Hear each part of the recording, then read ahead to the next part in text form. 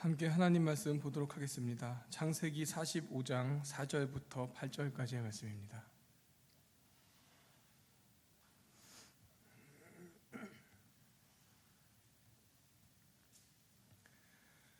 창세기 45장 4절부터 8절까지의 말씀입니다.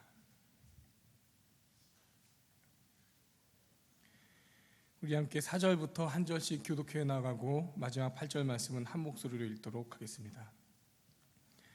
요셉이 형들에게 이르되 내게로 가까이 오소서. 그들이 가까이 가니 이르되 나는 당신들의 아우 요셉이니 당신들이 애굽에 판 자라.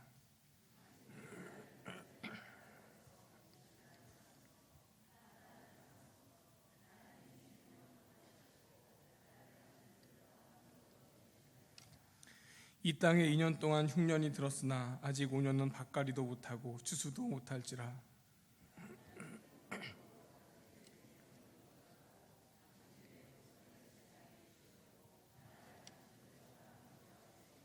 함께 읽습니다. 그런즉 나를 이리로 보내니는 당신들이 아니요 하나님이시라. 하나님이 나를 바로에게 아버지로 삼으시고 그 온 집의 주로 삼으시며 애굽 온 땅의 통치자로 삼으셨나이다. 아멘. 여러분 식사 맛있게 하셨습니까? 오늘 날이 갑자기 확 좀 추워진 것 같습니다. 그렇지요? 2019년이 시작된 게 얼마 안 된 것 같은데 벌써 한 해 끝이 다가오고 있습니다. 벌써 이제 이번 주간 지나면 오는 주간에 벌써 11월이 옵니다. 제가 동원교회 온 지도 벌써 1년이 다 되어가는 것 같습니다. 제가 오늘 준비한 원고의 제목이 하나님이 하셨다. 한 해의 마무리가 다가오는 이 시간 우리의 고백이기를 원합니다. 하나님이 하셨다. 한 해뿐만 아니라 이때까지 온 우리의 모든 삶이 하나님의 인도하심이었음을 우리가 고백할 수 있기를 원합니다. 오늘 우리가 함께 읽은 본문은 요셉이 형들에게 하는 말을 담고 있습니다. 오늘 이 형들에게 하는 요셉의 말, 어떤 상황이 쭉 이어져다가 딱 이 상황에 이 말이 나타나게 되었는가. 이 앞에 긴 이야기들이 여러분 많이 익숙하게 알고 계실 이야기일 것 같긴 한데 제가 잠깐 한번 다시 정리해 보겠습니다. 야곱이 여러 아들들을 두었었지요. 여러 아들을 두었는데 아버지 야곱은 요셉이라는 아들만 좀 특별히 편애를 했습니다. 성경에 보면은 이 요셉에게는 채색 옷을 입혔다 했지요. 이 말을 보면 다른 형들은 아마 흑백 옷을 입고 있었고 이 요셉만 칼라 옷을 입었던 것 같습니다. 이런 요셉이 꿈을 꿨는데 그 꿈은 이 어린 동생을 형들이 섬기게 되는 꿈이었죠. 형들의 곡식단이 요셉의 곡식단에 절하는 꿈, 또 그리고 해와 달과 11별이 요셉의 별에게 절하는 꿈. 이 해와 달과 11별은 부모님과 그 형제들을 의미하죠. 아버지가 특별히 편애하는데 또 이 동생이 그닥 이뻐 보이지 않았을 텐데 거기다 이렇게 자기 잘났다는 식으로 꿈을 꾸고 형들에게 이야기를 하니 이 형들은 요셉을 질투하고 미워하였습니다. 결국 그 형들의 질투와 미움으로 요셉은 먼 타국으로 팔려가게 됩니다. 형들이 아버지에게 거짓말을 하죠. 우리 동생 요셉이 죽었습니다. 짐승에게 찢겨 죽었습니다. 그리고는 아버지를 이렇게 속이고 동생을 먼 나라로 팔아버렸죠. 요셉은 멀리 팔려간 곳 애굽에서 종살이를 하다가 또 억울하게 누명을 쓰고 옥살이를 하다가 왕의 꿈을 해석하게 된 이를 계기로 해서 애굽의 총리가 됩니다. 애굽의 총리가 되고는 이 지방 저 지방에 큰 흉년이 있었는데 그 앞엔 또 큰 풍년이 있었죠. 큰 풍년이 있고 이어서 큰 흉년이 있었는데 이것을 하나님의 뜻을 미리 알았던 요셉은 큰 풍년 기간에 큰 흉년을 대비해서 이 애굽에는 곡식이 준비가 되어 있었죠. 그러나 다른 지방은 그 큰 흉년으로 먹을 게 없게 되었을 때 그때 요셉의 형들이 곡식이 풍족한 애굽으로 곡식을 꾸러 오게 되지요. 또 와서 이런저런 사건들이 있었다가 형들은 애굽의 총리가 된 동생을 알아보지 못합니다. 당연히 알아보지 못하겠죠. 예전에 팔아버렸던 동생, 근데 그 팔렸던 동생이 한 나라의 총리가 되어 있다. 이건 사실 상상이 안 되니까 몰랐는데 나중에 이 형들 앞에 동생이 요셉이 자신을 드러내는 장면, 그 장면에 오늘 이 말이 나왔습니다. 이 장면 요셉이 형들에게 하는 말을 볼까요? 우리 4절 말씀을 같이 함께 한 목소리 읽도록 하겠습니다. 4절입니다. 사절을 함께 읽겠습니다. 요셉이 형들에게 이르되 내게로 가까이 오소서. 그들이 가까이 가니 이르되 나는 당신들의 아우 요셉이니 당신들이 애굽에 판 자라. 요셉의 말을 볼까요? 요셉의 말을 보면 그가 말하길 당신들이 나를 애굽에 팔았다. 형들이 나를 팔았다라고 말하고 있습니다. 이것은 사람이 행한 것이지요. 형들이 동생 요셉을 미워해서 형들이 팔기로 작정하고 형들이 동생을 팔아버렸다.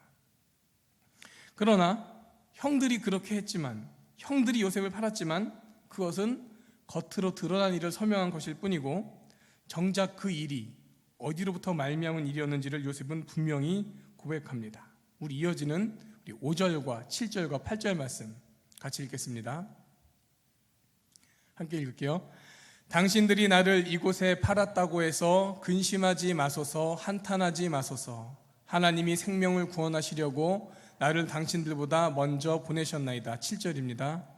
하나님이 큰 구원으로 당신들의 생명을 보존하고 당신들의 후손을 세상에 두시려고 나를 당신들보다 먼저 보내셨나니. 8절입니다. 그런즉 나를 이리로 보낸 이는 당신들이 아니요 하나님이시라. 하나님이 나를 바로에게 아버지로 삼으시고 그 온 집의 주로 삼으시며 애굽 온 땅의 통치자로 삼으셨나이다. 이 5절과 7절, 8절을 보면은 반복돼서 나타나는 표현이 있습니다. 각 절마다 나타나는 반복은 하나님이, 또 하나님이, 그리고 또 하나님이시라, 그리고 한 번 더 하나님이. 형들이 나를 미워해서 형들이 나를 팔기로 작정하고 형들이 나를 팔아버렸지만 결국 그 모든 것은 하나님이 하신 일이었다라고 그것을 고백하고 있는 것입니다. 나를 이리로 보낸 이는 당신들이 아니요 하나님이시라. 요셉의 이 고백 앞에 우리의 고백과 우리의 삶을 돌아보면 좋을 것 같습니다. 우리는 어떻게 해서 지금 여기 이 자리에 와 있는 것일까요? 나를 이리로 보낸 이는 당신들이 아니요 하나님이시라. 이 고백 앞에 우리는 무엇이라고 고백할 수 있겠습니까? 나는 어떻게 해서 여기 지금 이 자리에 와 있는가? 이 말씀 보면서 또 이제 저도 제 자신을 한번 돌아보지요. 지금 나는 어떻게 해서 이렇게 동원교회에 와 있는가? 여러분, 저는 어떻게 해서 이 동원교회에 와 있는 것일까요? 이 얘기 들으신 분도 계실지 모르겠는데 제가 동원교회 3번째 지원해서 여기 오게 되었습니다. 처음 들으신 분도 많으시죠? 네. 제가 전에 광장동에 살았었습니다. 그 광다령 옆에 광연교회라고 혹시 아세요? 제가 그 교회 청년부 출신입니다. 제가 이렇게 광장동 살았었고 제가 첫 사역했던 교회가 구리에 있습니다. 그리고 그때는 제가 구이동에 살았습니다. 지금 SK뷰인가요? 옛날에 방직어병원 자리, 그렇죠? 그 건너편 정도에 제가 살았었습니다. 그리고 제가 또 다음에 또 사귀었던 교회가 송파에 있었고 또 딴 지역 갔다가 어떻게 다시 한 번 더 송파에서, 그렇게 송파에서 2번 사역을 했습니다. 그러니까 광진, 송파, 강동, 구리, 이 서울 동쪽은 저한테 아주 익숙하고 편안한 지역이지요. 그래서 이 동네가 참 좋습니다. 그래서 그런지 제가 이제 교회를 옮길 때 보면 이제 이력서를 넣고 지원을 하잖아요. 그럼 아무래도 이제 말씀드린 광진, 송파, 강동, 구리 이런 쪽에 마음이 우선 가죠. 그러다 보니 제가 이 동원교회도 저번에도 지원을 했었습니다. 3, 4년 전인가 지원했던 것 같고, 그리고 그 전 3, 4년 전에도 지원을 했었습니다. 근데 제가 이번에 3번째 지원해서 동원교회에 오게 되었습니다. 삼수생인가요? 네. 근데 이번엔 그렇게 어떻게 해서 이번에 드디어 동원교회 오게 돼서 여기 와 있습니다. 그런데 제가 여기 오게 될 때 직전 교회에서 잘 있었어요. 잘 있었는데 예상치 못한 일로 갑자기 사임을 하게 되고, 그래서 또 지원을 했는데 아주 급하게 또 와서 면접을 보라고 연락이 와서 또 담임 목사님 뵙고 임동희 목사님 보고 했는데, 제가 동원교회로 오게 되는 모든 일이 진행하기 진짜 딱 일주일이 걸렸습니다. 제가 사임하게 되고 지원하고 면접 보고 동원교회 오게 되는 일이 결정되는 일이 딱 일주일이 걸렸습니다. 일주일 만에 모든 과정이 끝났습니다. 그때 작년 그때 제가 저희 집사람한테 이런 말을 했습니다. 여보, 나 사임하게 될 줄 진짜 몰랐는데 어떻게 이렇게 됐지? 근데 여보, 나 새로운 교회 가게 되는데 일주일 만에 모든 게 다 정리가 끝나버렸다. 내가 수년 전에 지원했었는데 안 됐었고 또 그 수년 전에 지원했었는데 안 됐는데 이번에 이렇게 동학교 오게 되는데 정말 신기하다. 그것도 일주일 만에 막 가슴 졸이고 어디 될까 그런 걸조차 느낄 기간도 없이 일주일 만에 사임하고 면접 보고 이렇게 지원하고 확정이 다 되어버렸다. 그때는 아니었었는데 그 몇 년 전에 지원했을 때 아니었었는데 하나님 보시기에 내가 이제 동학교 올 때가 됐었나 보다. 집사람이랑 그런 얘기를 했습니다.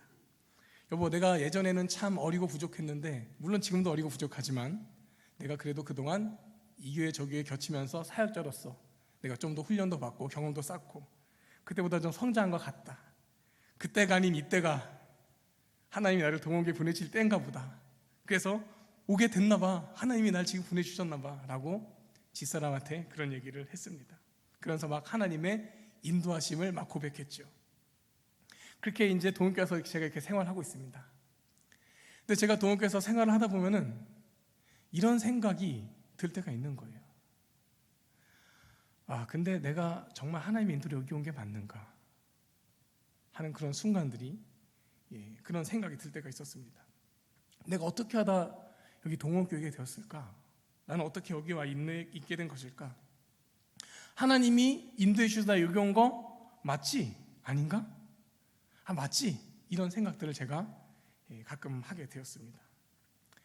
여러분은 저에게 뭐라고 답을 해주고 싶으십니까? 하나님 보내주신 거니까. 네, 감사합니다.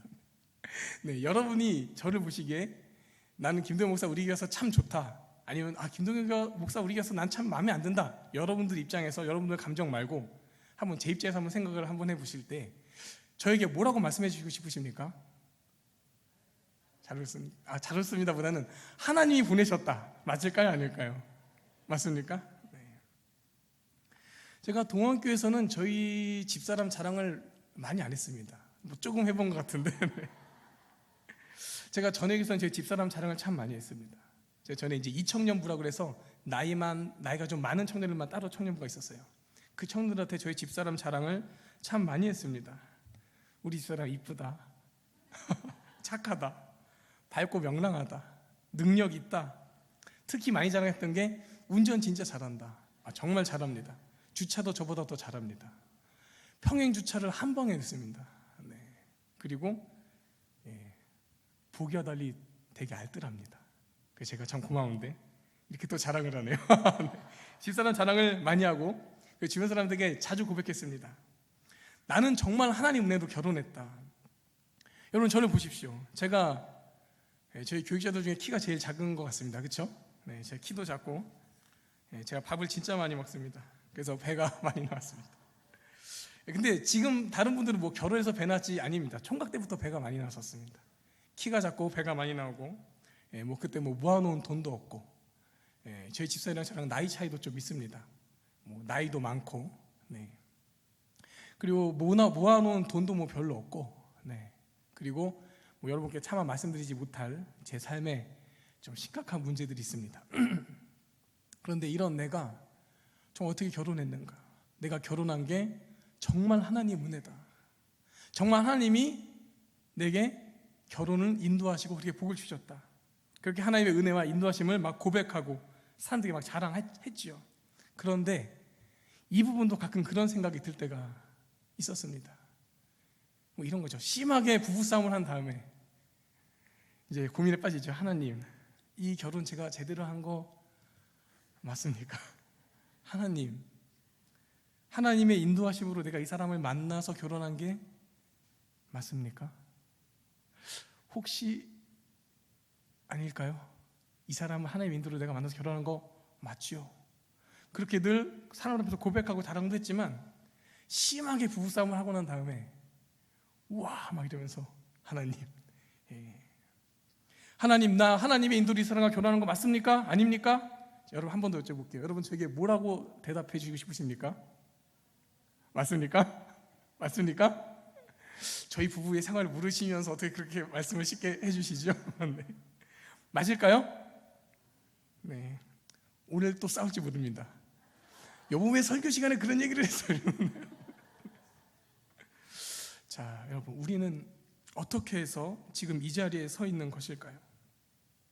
끝이 다가오고 있는 이 2019년 한 해뿐만 아니라 지금 내가 서 있는 삶의 자리, 그리고 지금 우리 가정의 모습, 또 우리 교회의 모습, 우리 주변 사람들의 모습, 내 주변에 벌어지고 있는, 내게 벌어지는 어떤 일들의 그런 상황들, 모습들, 우리는 어떻게 해서 지금 이 가운데, 이 자리에 지금 이렇게 서 있는 것일까요?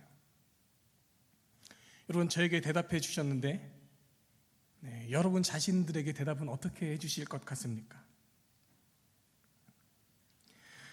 우리에겐 요셉과 같은 하나님에 대한 인정과 고백이 있습니까? 나를 이리로 보낸 이는 하나님이시다.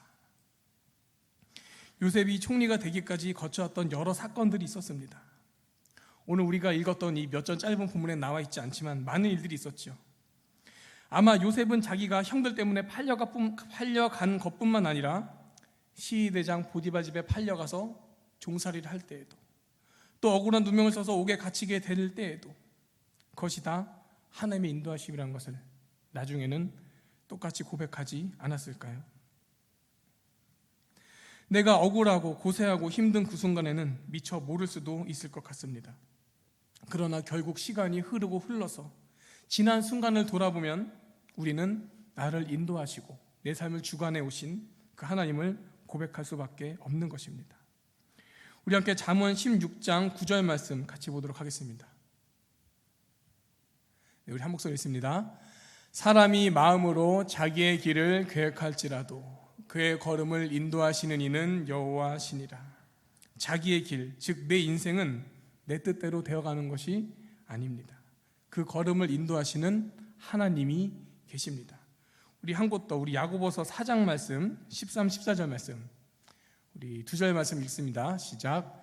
들으라, 너희 중에 말하기를 오늘이나 내일이나 우리가 어떤 도시에 가서 거기서 1년을 머물며 장사하여 이익을 보리라 하는 자들아, 내일이를 너희가 알지 못하는도다. 너희 생명이 무엇이냐? 너희는 잠깐 보이다가 없어지는 안개니라. 우리가 내 삶에 있어서 이런저런 계획을 가지고 그것을 진행해 나간다 하더라도 말씀과 같이 우리는 당장 내일 일조차도 알지 못합니다. 우리는 겸손하게 고백하고 인정해야만 하는 것이죠. 삶의 주관자 되시는 하나님, 내 삶을 붙드시고 인도하신 하나님, 우리는 그 하나님을 인정하고 고백해야 하는 것입니다. 그 하나님을 향한 고백에 따르는 자세는 무엇이겠습니까? 우리가 지난 날을 돌아볼 때 감사와 찬양을 드릴 수밖에 없겠죠. 아, 하나님이 나를 여기까지 인도하셨구나. 아, 하나님 나를 이렇게 인도해 오셨구나.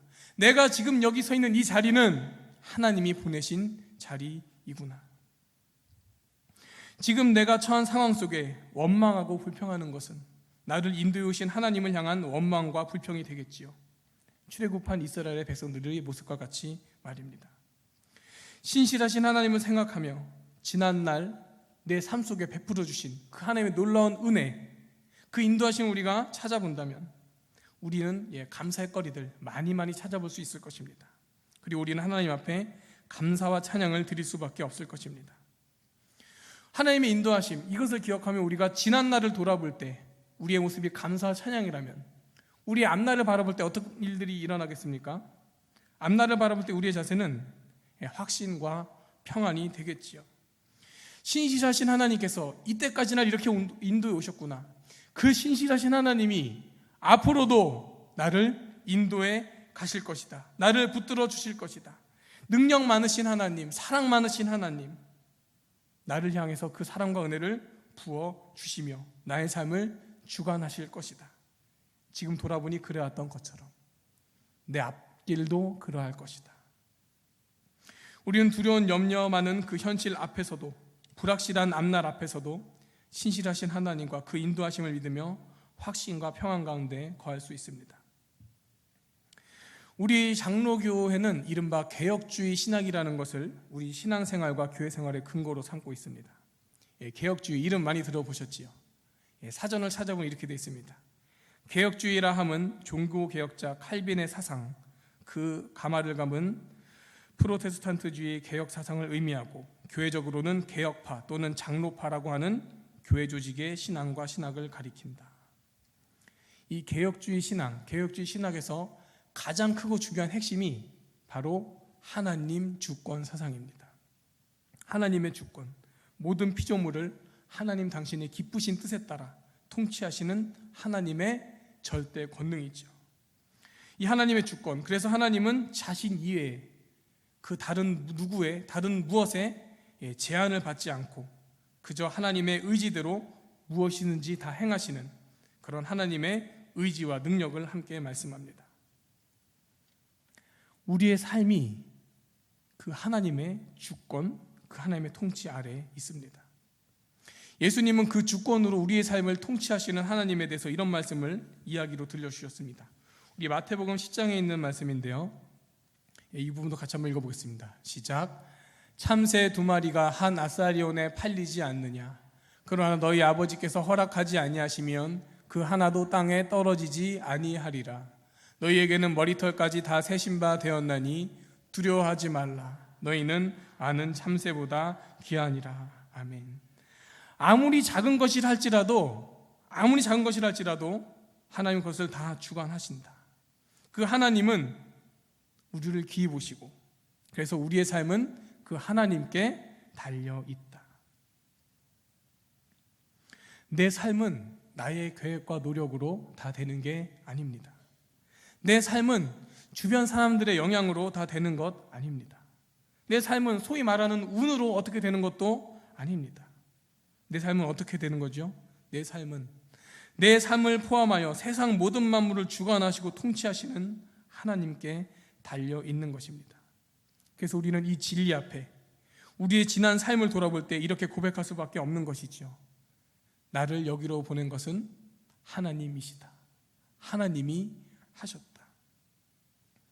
오늘 말씀 정리하고 마치도록 하겠습니다. 본문 말씀 중에 요셉이 했던 말 다시 한 번 더 볼까요? 우리 4절과 5절 한번 눈으로만 한 번 더 보겠습니다. 우리 4절을 보면 나는 당신들의 아우 요셉이니 당신들이 애굽의 판자라. 5절을 보면 당신들이 나를 이곳에 팔았다고 해서 겉으로 드러나는 모습은 사람이 한 것으로 설명됩니다. 당신들이 나를 팔았다. 사람이 한 걸로 보여지지요. 그러나 사람이 한 그 일이 결국에는 하나님께서 하신 일이라는 것을 요셉은 알고 있었습니다. 우리 아까도 읽었지만 한 번 더 7절과 8절 말씀 같이 읽습니다. 시작. 하나님이 큰 구원으로 당신들의 생명을 보존하고 당신들의 후손을 세상에 두시려고 나를 당신들보다 먼저 보내셨나니 그런즉 나를 이리로 보낸 이는 당신들이 아니요 하나님이시라. 하나님이 나를 바로에게 아버지로 삼으시고 그 온 집의 주로 삼으시며 애굽 온 땅의 통치자로 삼으셨나이다. 아멘. 나를 이리로 보내신 이는 하나님이시다. 하나님이 하셨다. 아까 잠깐 살펴봤던 요셉이 그동안 걸어왔던 삶의 순간들, 형들이 자신을 팔아버리는 그 순간, 여러분 생각해 보십시오. 여러분들의 형이 또는 누나나 오빠, 언니가 여러분들 팔아버렸다고 그랬을 때 그 황당하고 마음 어려운 순간에 요셉은 어떤 생각을 했을까요? 팔려가서 종이 돼서 일하던 순간에 요셉은 어떤 생각을 했을까요? 자기는 유혹을 뿌리치려고 했는데 오히려 유혹했다고 뒤집어 써서 보디발의 아내 때문에 억울하게 옥살이를 하던 그때 그 억울하고 깝깝했던 순간에 요셉은 어떤 생각을 했을까요? 술관원에게 부탁했었지요. 꿈을 해석해주고 그리고 술관원이 나가게 되면 그 관직을 회복하게 되면은 바로에게 나 나쁜 사람 아닌데 여기 왔으니까 얘기 좀 잘해 주십시오 해서 나가게 해달라고 술관원에게 부탁을 했는데 술관원이 나갔는데 그것을 2년 동안 잊고 있었다라고 성경에 나타나 있습니다. 그 오랜 시간 옥에서 기다리면서 왜 술관원이 나갔는데 왜 아무런 조치가 없는 것일까? 그 2년이 되는 시간 속에 요셉은 어떤 생각을 했을까요? 그 괴로웠던 순간의 말입니다. 우리는 하나님이 선하신 하나님이심을 알고 있습니다. 여러분 알고 계십니까? 하나님이 능력의 하나님이십니다. 여러분 알고 계십니까? 여러분 근데 그 능력의 하나님, 선하신 하나님이 나를 사랑하십니다. 여러분 알고 계십니까? 우리는 알고 있습니다. 그러나 때로 우리 삶의 현실, 그 모습을 보면 하나님의 선하심이 느껴지지 않거나 또는 하나님의 능력이 느껴지지 않거나 하나님이 날 사랑하는가, 그 사랑이 느껴지지 않는 순간을 만나게 되기도 하겠지요. 요셉이 살아왔던 삶의 순간들이 걸어 있었을 것 같습니다. 그러나 그래도 우리도 요셉과 같이 고백할 수 있어야 합니다. 내 삶은 하나님이 인도해 오신 삶이다. 하나님이 하셨다. 이 말씀을 준비하면서 떠올랐던 찬양이 있습니다. 여러분 혹시 에베네셀 하나님이라는 찬양 혹시 알고 계시는지요? 성가대에 계시는 분들은 몇 번 해보신 분들도 계실 것 같습니다. 에베네셀, 도움의 돌이라는 뜻입니다. 제가 잠깐 일부분을 불러보겠습니다. 여기까지 인도하셨네, 감사하신 하나님. 여기까지 인도하셨네, 살아계신 하나님. 감사하신 하나님, 에베네셀 하나님. 살아계신 하나님, 에베네셀 하나님. 한 번 더 부를 겁니다. 2절도 있습니다. 2절은 가사가 이렇습니다. 장래도 인도하시리, 감사하신 하나님. 장래도 인도하시리, 살아계신 하나님. 감사하신 하나님, 에베네셀 하나님. 살아계신 하나님, 에베네셀 하나님. 아멘. 우리는 여기까지 인도하신 하나님을 믿습니다. 그리고 앞으로도 인도하실 하나님을 믿습니다. 우리는 주권자 되시는 하나님, 내 삶의 주관자, 내 삶을 통치하시고 인도하시는 그 하나님을 믿습니다. 우리가 지난날 그 하나님의 인도하심을 돌아보며 감사 찬양이 넘치는 삶 되시기를 소망합니다. 그리고 지금 나는 어떻게 여기 와 있는가, 나를 지금 여기 자리에 두신 이는 하나님이시다. 우리가 그것을 가지고 또 확신 속에 담대하고 평안할 수 있기를 소망합니다. 또 앞으로에도 내 장래 삶도 하나님의 인도하신 가운데 있음을 믿고 소망하며 확신과 평안이 넘치는 삶 되시기를 소망합니다. 함께 기도드리겠습니다. 지금도 살아계셔서 말씀하시는 하나님, 그 말씀해 주시는 하나님의 귀한 뜻, 그 진리를 깨달아 알게 하시고 그 진리 붙들고 늘 승리하는 신앙생활 되게 하여 주옵소서. 세상 모든 만물을 주관하시고 통치하시는 하나님 아버지, 나의 삶도 하나님의 주권 아래 있음을, 그 인도하심 안에 있음을 알게 하여 주시고 그로 인해 늘 감사와 평안이 넘치게 하여 주옵소서. 때로 내가 이해할 수 없는 상황을 만나더라도 원망과 불평이 없게 하시고 내 생각, 그 위에 있는 하나님을 기억하게 하여 주옵소서. 나의 모든 삶을 주님께 의지하니 주님 붙드시고 함께 하시는 줄 믿습니다. 그 믿음으로 늘 승리케 하여 주옵소서. 예수님 이름으로 기도하옵나이다. 아멘. 우리 함께 찬송가 301장 찬송하고 목사님 축도로 예배 마치도록 하겠습니다.